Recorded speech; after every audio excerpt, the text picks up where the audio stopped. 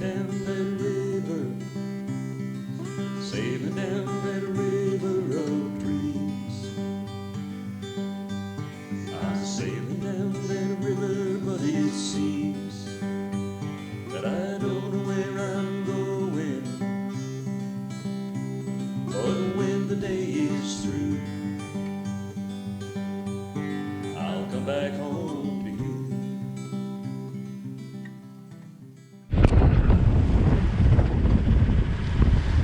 Well, we're out here in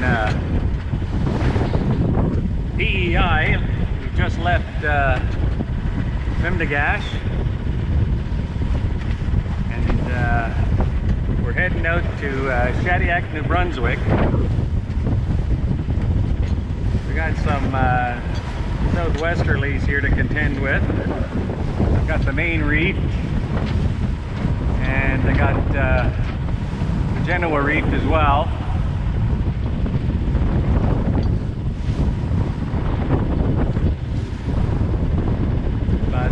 We got lots of wind, so if we can use it right, we should be all right. I've just got the motor running so we can clear land. This part of PEI is actually pretty shallow as you approach the land mass. Shediac is okay, but there's just not a lot of water.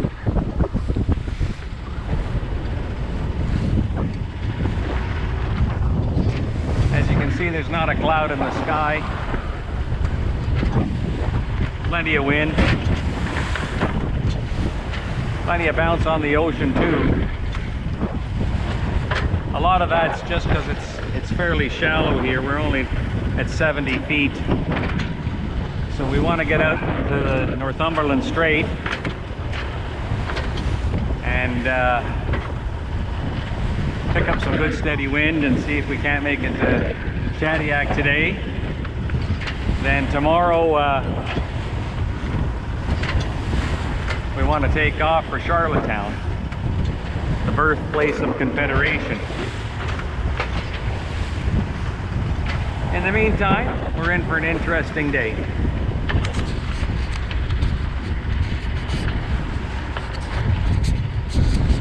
Just approaching the shores of New Brunswick as we make our approach to Shediac Harbor.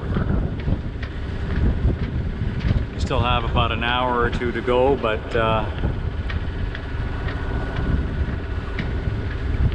we're almost there.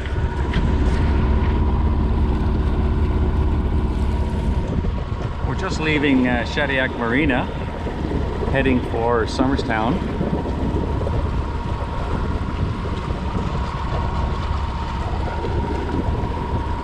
Sorry, Summerside in Prince Edward Island. Better get the name right. Sydney Go Start Radio, this is Shediac and Pasco. Shediac and Pasco, channel 16, over. Shediac and Shore Rescue, Sydney Go Start Radio, please go channel 26, over. Some kids have been kayaking, and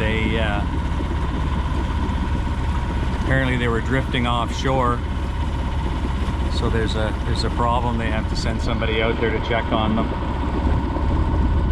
But that's our Coast Guard for you, man. They are really on the ball out here, and everywhere along the entire trip, you know, you can see their presence, and they do a fantastic job, and for the most part they're probably unappreciated.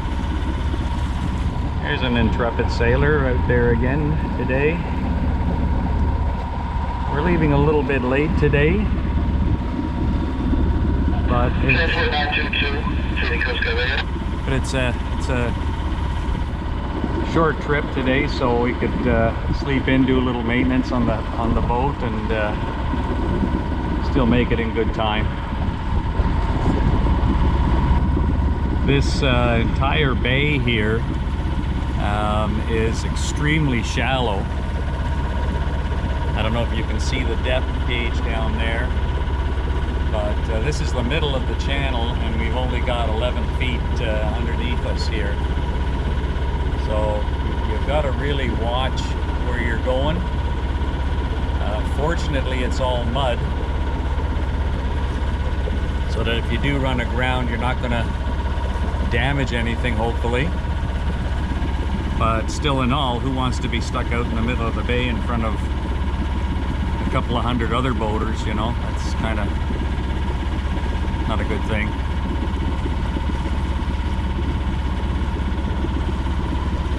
So especially with a sailboat that takes, like our sailboat's a 6-foot draft, so you have to be really careful when you're coming in here. And we just dropped down to 9 feet here, and we're still in the channel. Coast Guard Radio, emergency update. The drifting kayakers are reported as 1 adult and 2 children. The vessels provides distance with the Coast Guard Radio. Break. Grab down, 257, radio there, there's there. They dare descent when they kayak over the reef. So wrap up day, and they're good. There's alpha. You reached the signal base to the base. Break the city Coast Guard Radio.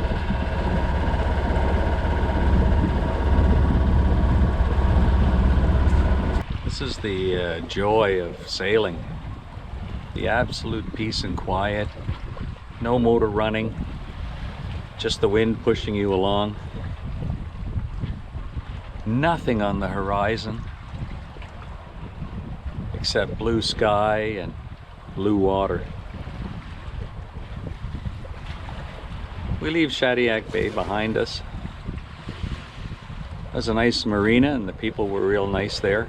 The staff were friendly and helpful.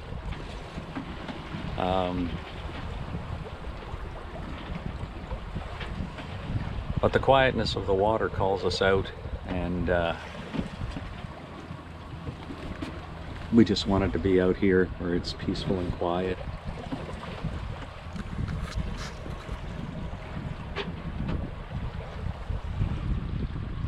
I guess I'm gonna have to miss seeing the big concrete lobster. Maybe that's, you know, that's a tremendous loss right there.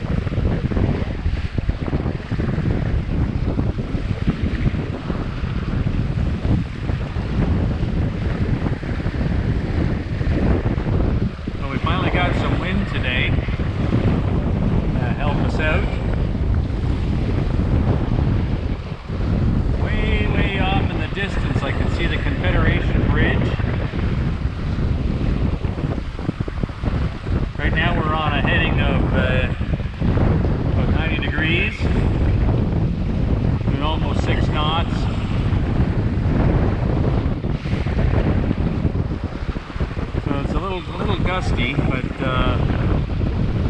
still it's just nice to have the wind to sail. We haven't had the motor on since leaving Shediac, so this has been a pleasure just to let the wind do the work and not hear the drone of the engine.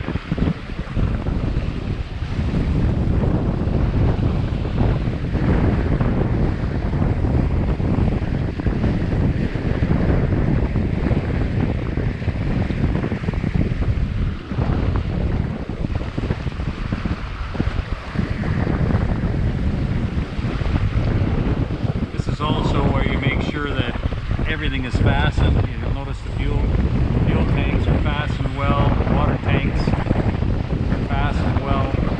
Everything is attached well to the boat so that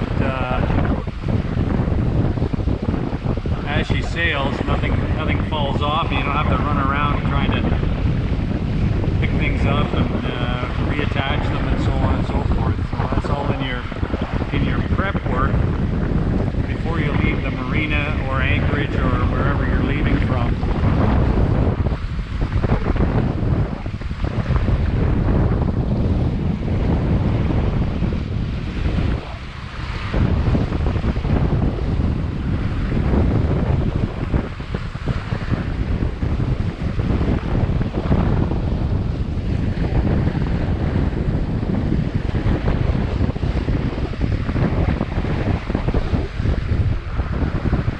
Always a temptation when you see something like that bridge so close to make a run for it, but it's deceptive. It always pays to stick to your plan, and our plan is to be in Summerside this afternoon, so that's the plan we're sticking with.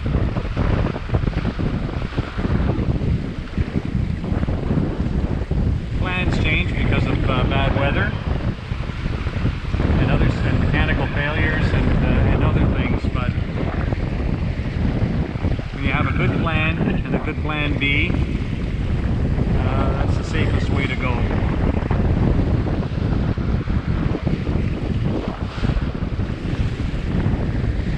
The law says that you have to have a life jacket, a PFD, personal flotation device, for every person on board your boat. But I see all too many people that have them but don't wear them for some strange and unknown reason. I even see sailing videos where families are sailing around the world and nobody's wearing a PFD.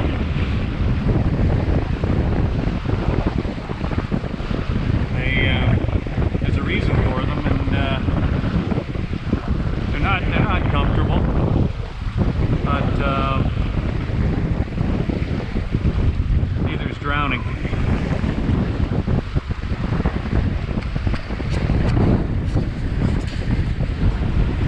It's a beautiful old lighthouse as we approach Summerside PEI.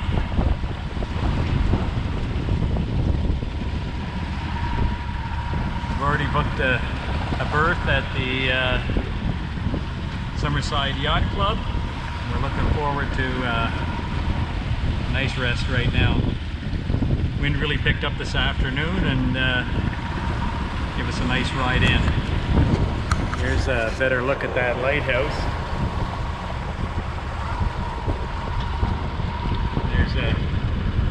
I don't know if you can see it on the camera. There's a windsurfer out there, and he was just flying along there in this wind.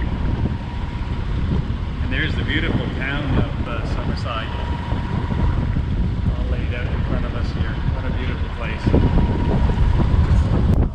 There's the view of the town of Summerside as we make our approach to the marina.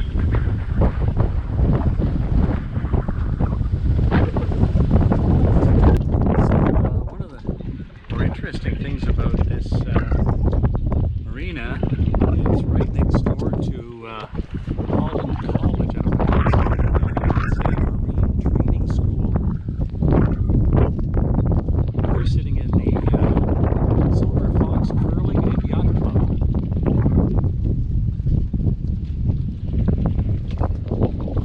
There's a nice mixture of powerboats and sailboats. As you can see, it's pretty windy. It's just an immaculate facility. We're here at the Bishop's Machine Shop, which was established in 1853 in Summerside PEI. So we're going to go in and have a look around this pretty cool museum.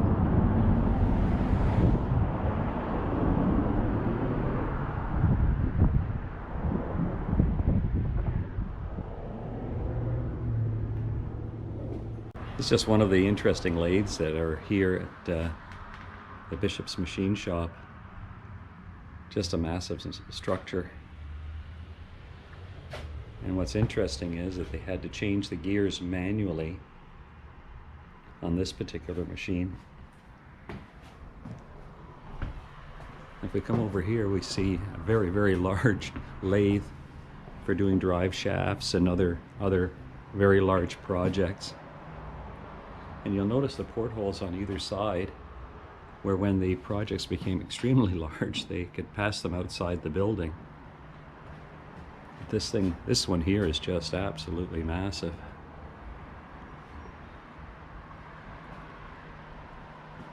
Right here in Summerside PEI. Well, we've got a window, weather window, but it's not a big one. So we're taking off from Summerside PEI and heading up to Charlottetown where we have a chance.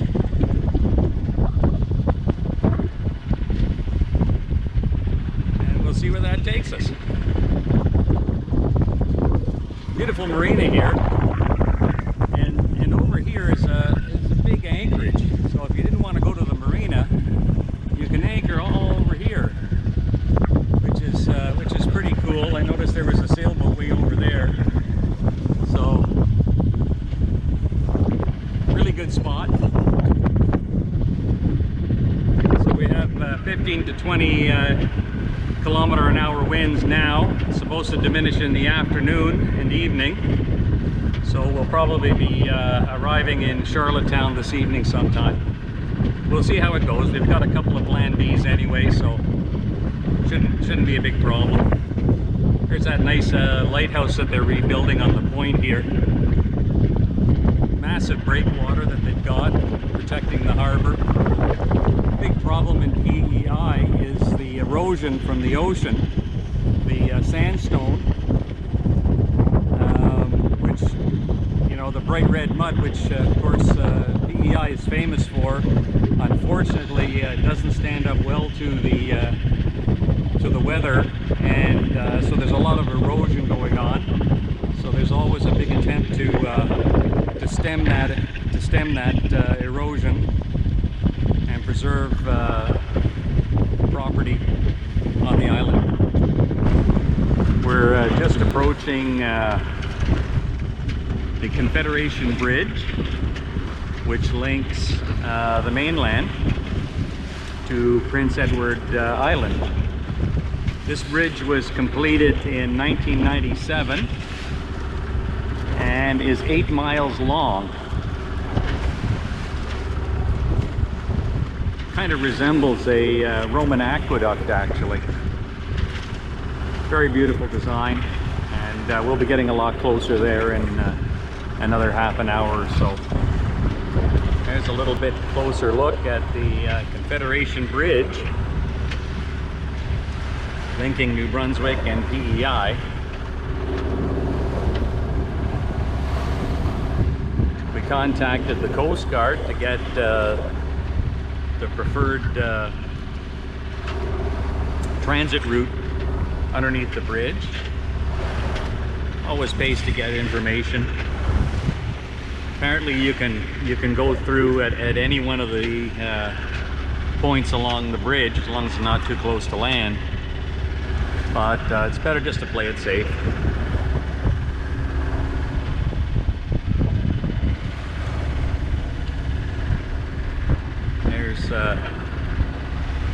It's kind of interesting because you can see both ends of this bridge. It's 8 miles long. Just shows you how much you can see when you're on the water.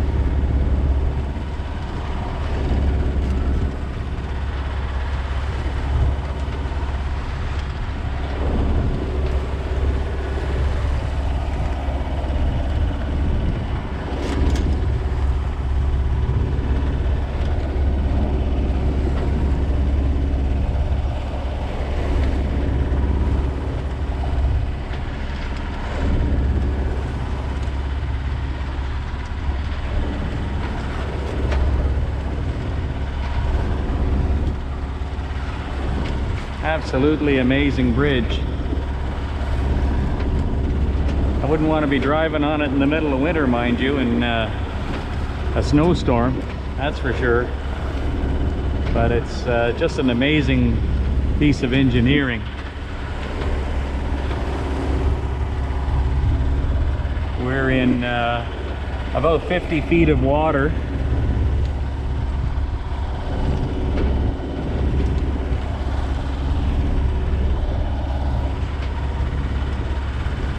So they had to pour all of these piers here.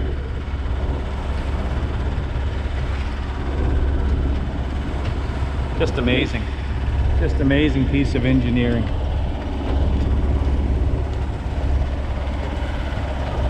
Built in 1997. It's been in continuous use since then.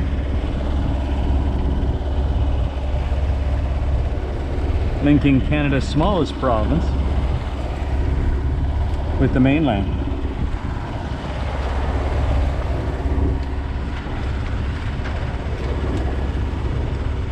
And that's part of Confederation, you know, linking up the provinces. Now we're just passing underneath. You can see the big expansion joints up there.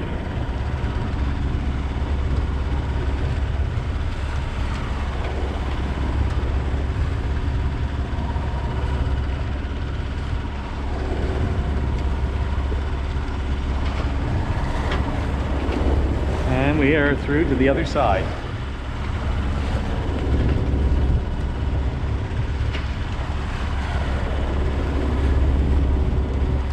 Nothing in front of us but blue. We're just coming into the harbor at Charlottetown, Prince Edward Island.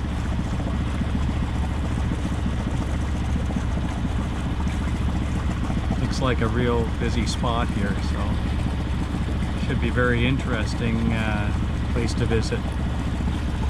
There's amazing homes here by the water. I don't know if you can see them on the camera, but they're quite large. Lots of sailboats out in the harbor. Mind you, not much of a breeze tonight, so.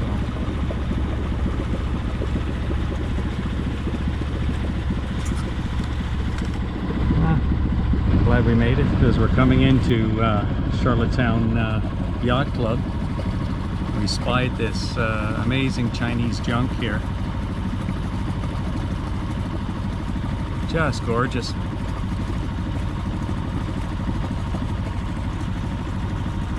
Oh, I gotta pay attention to the marina here, but just wanted to get a shot of this for sure.